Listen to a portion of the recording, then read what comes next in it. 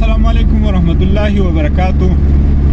تفسیر ابن کثیر یو ډېره ښکلې واقعه د سوره نمل یو آیات دی، آیات نمبر 62. د هغې نه لاندې هغه نقل کړې ده او آیات نمبر 62 تاسو ته به معلومات وي چې په هغې کې الله پاک فرمایي امن یجیب المضطر اذا دعاه ويكشف السوء ويجعلكم خلفاء الأرض أإله مع الله قليلا ما تذكرون. د دې آیات معنی چې دا یا مفهوم چې دی، مفهوم به زه تاسو ته بیان کوم. په دې کې الله پاک فرمایي چې څوک دی هغه ذات چې څوک بېقرار کس ته چې دی د بېقرار کس دعا چې ده قبلوي او کله چې هغه راوبلي او د هغه نه تکلیف چې دی هغه لرې کي او د هغې نه وروسته تاسو په ځمکه کې جانشین جوړ کي. بیا الله پاک یو سوال کوي چې آیا د الله نه بغیر هم څوک معبود شته، څوک د عبادت لایق شته؟ خو ډېر کم خلک چې دي هغه نصیحت اخلي. د دې آیات لاندې تفسیر ابن کثیر یو واقعه نقل کړې ده او هغه وایي چې په دمشق کې یو سړی و، هغه یو اس یا خچر ساتلی و. په هغې باندې به هغه سوارلي کول او خلک به یې وړل دمشق نه به زیدان ته چې دي خلک په کرایه باندې وړل. څنګه چې نن سبا بایرنټ خلک چې دي د یو ځای نه بل ځای ته ځي او په هغه وخت کې خو بهترینه سوارلي اس خچر یا اوخو. نو دا کس وایي چې ما ته یو کس راغی، ما ته وایي چې زه ځم زیدان ته او ما بوزه، ما سره سامان دی. وایي ما ورته وایي چې بوږه دې ځم. خو د دې کس سره ما خبره وکړله او په لاره کې چې دی یو ډېر غټ ځنګل چې و هغه راتللو. په دې ځنګل کې بیا یوه لار سیده بالکل وتې وه او بله یوه دې خوا بله لار هم تلې وه. خو دی وایي چې د هغې لارې ما ته معلومات نه و. نو دی وایي چې کله مونږ هغه ځای ته ورسېدلو، دا کم سړي چې په دې اس باندې ما سور کړی و نو دی ما ته وایي چې په دې لار باندې ځه. وایي ما ورته ووایي چې حضرت زه خو په دې لاره باندې واقف نه یم او زه خو چې زیدان ته ځم نو د دې لارې نه زه واقف یم، بالکل په دې سیده لار باندې ځم.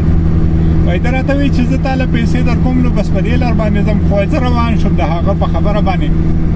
ډېر غټ ځنګل دی، مخکې تلم نو دا لار وایي مخکې ختمه شوه، یو سونسان بیابان ځای راغی چې زه لک دک حیران شوم چې خدای پاکه دا کوم ځای ته راغلم.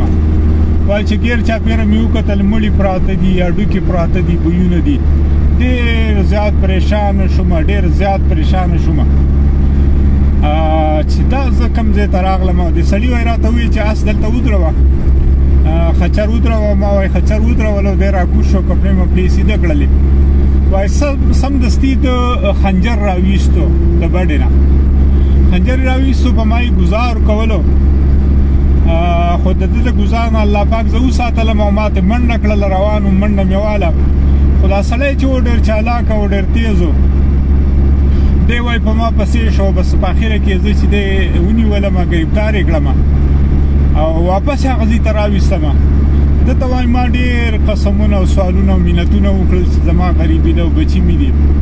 ډېر فریادونه مې وکړه، د الله د عذاب نه مې ویروه چې قبر دی او آخرت دی. خو وایي دی یوه خبره هم نه منله چې هر کله زه ناامیده شوم چې بس په ده باندې یوه خبره هم اثر نه کوي. نو وایي ده ته ما وویل چې یاره ماله دومره ټایم راکړه، دومره مهلت راله راکړه چې زه 2 رکعته مونځ وکړم. وایي ده راته دا خبرې را سره ومنله چې صحیح ده، شا به زر کوه مونځ وکړه، هسې دې مړ کوم مونځ وکړه. ډېر کسان دا دي پراته دي، دا ما راویستي دي، داسې مې وژلي دي. دی وایي چې زه په مانځه باندې ودرېدم، خو په الله قسم چې زما په خوله باندې یو حرف هم نه راتللو چې زه څه ووایم.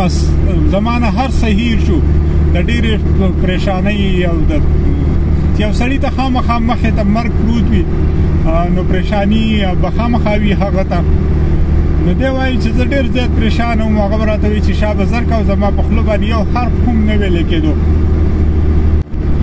زما په خوله باندې وایي یو حرف هم نه راتللو او دی راته وایي چې شابه زر کوه زر کوه.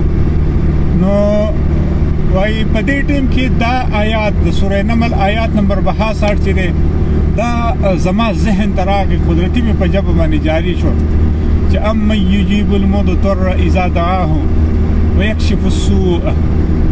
بس دا آیات چې وایي ما څنګه ووې دا الله قدرت ته ګوره، د دې ځنګل نه یو ګوړسوار یو اس والا سړی راووتلو او داسې په سپیډ کې لکه د ګولۍ را روان دی او سیده راغی دا ډاکو چې و کوم چې ما راخې په کرایې باندې ځان سره راویستی و دا سړی وایي په دې خېټه کې په دې زبانې ووهو هغه زه ترې وشغو. نو وایي ما چې مونځ سلام وګرځو دې سړي پسې شومه چې خدای دپاره ما ته ځان وښایي ته څوک یې د کوم ځای نه راغلی؟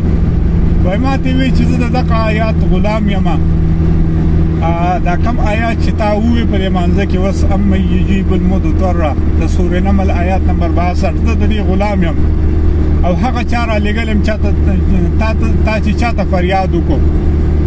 نو دا واقعه چې دا تفسیر ابن کثیر د دې آیات نه لاندې ذکر کړی دا ډېره ښکلې واقعه ده او د دې سره ایمان تازه کیږي چې څوک په الله باندې یقین ساتي او هغه ته څه مسله پیښه شي. ګوره نبي علیه الصلاة والسلام ته به چې وایي کله څه هم مسله پیښه شول هغه به جومات طرف ته منډه کړله. اوس زمونږ او ستاسو څه حال دی چې مثلا مونږ ته څه مسله وي پریشاني څه تکلیف وي نو مونځ او داس او جومات دا څیزونه خو بیخي زمونږ د ذهن نه وتلي دي. که بیماري نو سمدستي زمونږ موبایل راغستل او ډاکټر سره کانټیکټ کول او یا ګاډی سټارټول د ډاکټر خواله ځان رسېدل. که نوره څه مسله وي اول پیسې په جیب کې کتل چې زما سره پیسې څومره دي دا مسله به مې حل کړي، که څه لانجه مسله نو الله او د الله رسول چې مونږ ته څه ویلي دي هغه خبرې مونږ ټولې هېرې کړې دي. حالانکې الله پاک چې دی په دې هر څیز باندې قادر دی چې زموږ هر قسمه مسله پریشانی تکلیف مصیبت هغه لرې کولی شي او په ان پن کې لرې کولی شي. البته مثلا کله انسان د الله پاک نه داسې څیزونه وغواړي چې الله پاک هغه څیز هغه ته ور نه کړي یا یو دعا وکړه دعا یې قبوله نه کړي نو په دې خبره باندې ځان پوهې کړه چې په دغه کار کې ستا خیر و ځکه الله پاک ستا دعا قبوله نه کړله ستا دا کار یې ونه کړو.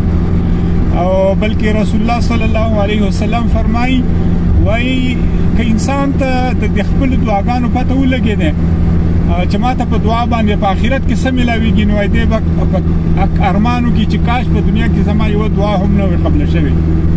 نو په الله باندې یقین ساتل په الله باندې اعتماد ساتل دومره لوی الله دا دومره لوی جهان یې پیدا کړی دی د هغه تابعداري کول او صرف او صرف د هغه نه غوښتل توحید پرست د ځانه جوړ کړه چې کوي څه چې کېږي د الله په حکم سره کېږي